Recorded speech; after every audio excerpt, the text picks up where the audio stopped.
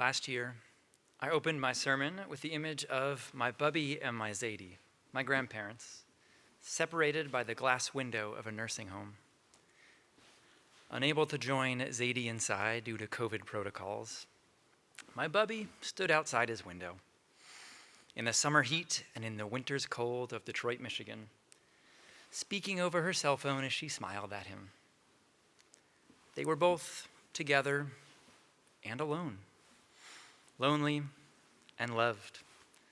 Separated by a COVID-induced barrier, they found new ways to connect. This High Holy Days, they are again connecting in new ways. My Zadie died this past January. Though his funeral was able to take place in person, I wasn't able to be there. I wasn't able to hug my family or to cry with them. In missing the funeral, I also missed the opportunity to engage in Kriya, a Jewish mourning practice. Kriya involves physically tearing your clothes or a ribbon. In tearing, we externally symbolize the internal brokenness of our hearts. Through tearing, we identify ourselves as a mourner. By tearing, we make visible the enormous rupture in our lives. The high holidays call us back, and each year we return. We enter this new year together, and yet we are clearly apart too. Our hearts are torn. I do not know what this next month will bring or this next year, but I do know that before we can possibly move on from this pandemic, we need to mourn what we have lost. Talking about grief can surface strong emotions. If you are currently grieving a loss, or if your grief is too raw, you're welcome to step outside or to check out for the next 10 minutes. COVID has taken so much from us. What have you lost since COVID started? For what do you need to tear? We tear for the way our global pandemic compounds the pain of already painful losses. I think of a member of our community who lost her father to COVID in April of 2020, and then her mother a few months later in July. At the time, they couldn't hold a funeral for either death. We gathered a year after each death for a combined funeral and unveiling. Losing a parent is agonizing. A year of carrying grief without the comfort of family or the finality of a funeral is nearly unbearable. We tear for being forced apart from loved ones after a death. In her recently published emotional essay about her father's death during COVID, author Chimamanda Ngozi Adichie describes the pain of being far away when her father died and lacking the physical reminders of his death. She writes, "In that small moment, what has been true for the 42 years of my life is still true. That my father is tactile, inhaling, exhaling, reachable to talk to, and to watch the twinkle of his eyes behind his glasses. Then, with a horrible lurch, I remember again. That brief forgetting feels like both a betrayal and a blessing.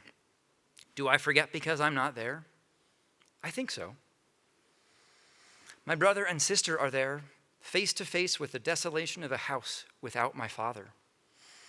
They can see that he is not at the dining room table for breakfast, on his chair backing the window's light, and that after breakfast, he's not settled on the sofa in his mid-morning ritual of napping, reading, and napping. If only I could be there too, but I am stuck in America, my frustration like a blister. As individuals and as a community, we have lost so much. Our High Holy Day liturgy offers us a structure to acknowledge our personal and communal losses. We confess the ways we failed in the vidui. Beating our sins out of our chest, we acknowledge that in this past year, we lied, we cheated, we stole, and more. Importantly, the prayer is written in the first person plural, using we, meaning whether or not you individually stole, someone in our community did, and therefore we bear responsibility. To acknowledge our losses in COVID, I want to propose a new version of the vidui. While each may not apply to you, collectively they apply to all of us. Instead of beating our chest, let us symbolically tear our hearts for each. We lost parents, grandparents, siblings, children, and friends. We missed funerals. We postponed our wedding and our b'nai mitzvah. We could not graduate in person. We lost physical touch. We delivered babies alone in the hospital. We lost a sense of connection. We moved to Seattle in search of adventure and friends and instead found companionship on Netflix. We risked our personal health to keep others safe, fed, healthy, and clean. We lost our job. We were alone in our loneliness. With every loss comes grief. Grief is our emotional response to loss, the tearing of our hearts. But holding feelings of grief is really hard. We live in a culture that avoids grief. We're told to bury our feelings, to grin and bear it. We're not given time to rest. According to a 2016 report from the Society for Human Resource Management, 4 days of bereavement leave were offered on average to full-time employees in the US. But that number changed depending on who the employee lost. While 4 was the average number of days for the loss of a spouse or a child, 3 days was more common for the death of a domestic partner, grandparent, parent, or sibling. 3 days. When our society dismisses grief, it can be tempting for us to dismiss it as well. Without proper avenues for our grief, it can feel easier to distract ourselves instead of processing our feelings. It's natural to want to avoid our pain. But if we do meet our grief head on, we embrace the fullness of our humanity and can live a meaningful life honoring the memory of our loss. Valerie Kaur, a woman of the Sikh faith, civil rights activist and author of See No Stranger, describes the feelings of grief. She writes, "Grief doesn't come in clean stages. It's more like the current of a river, sweeping us into new emotional terrain, twisting and turning unexpectedly. In one moment, we need to cry and rage. In another, we feel nothing at all. And in another, we feel a sense of acceptance, until we find ourselves one day sobbing on the steering wheel of a car as a song plays on the radio. Grief has no end, really. There is no fixing it, only bearing it. The journey is often painful, but suppressing grief is what causes the real damage. Depression, loneliness, isolation, addiction, and violence. When we are brave enough to sit with our pain, it deepens our ability to sit with the pain of others. It shows us how to love them. As Kaur expresses, grief is painful and hard and unpredictable. Our hearts are torn, and so we need to mourn. We need to process our feelings of grief.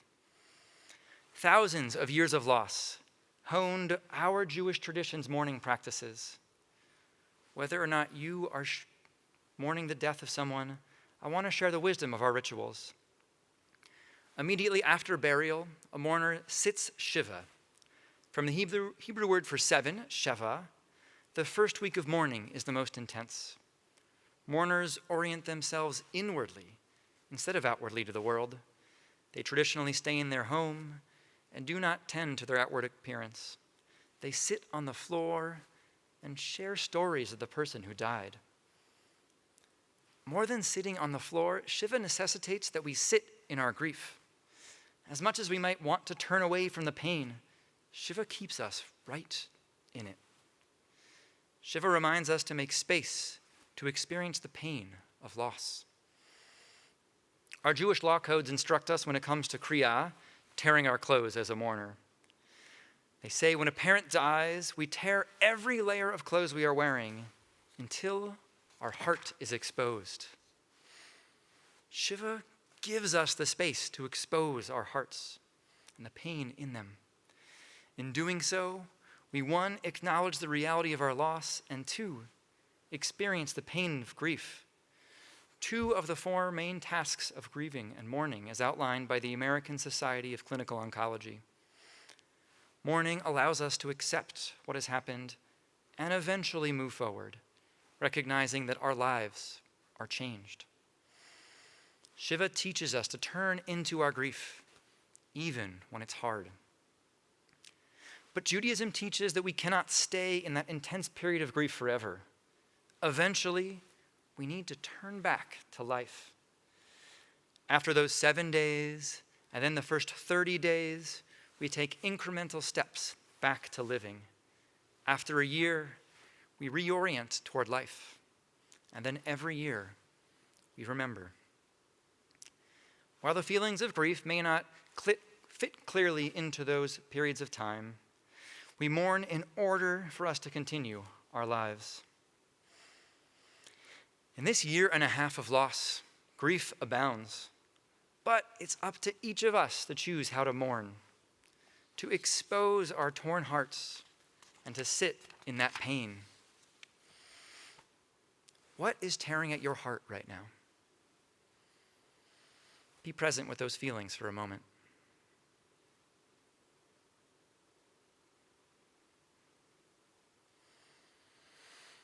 Now picture the people in your life. If you look close enough, you will see the person next to you also has a tear on their heart. Look around our city, our country, the world. Each of us is grieving, but we are also in community together, though it may feel harder to access in our physically distanced world. But we are here. We can help each other mourn. We do it through opening our hearts and sharing, through telling our stories of grief and asking others to share theirs. By feeling our grief and sharing it, we can begin to move past it together. Our tears do not mean we are broken. Instead, they are symbols of our humanity. Through mourning, we can become more whole versions of ourselves. I invite you, over these 10 days of awe, to create your own list of what you are grieving, and then, if you want, to tear it up. To conclude, instead of offering a vidui of losses, let us look ahead and offer one to honor the ways we as individuals and as a community might mourn. May we be sad. May we cry over missed celebrations. May we journal. May we share our sorrows. May we find moments to be joyful. May we remember what we lost. May we ask for help. May we rest. May we mourn. May we open ourselves up to brokenness so we can become more whole. And may we mourn together with our community. Shana Tova.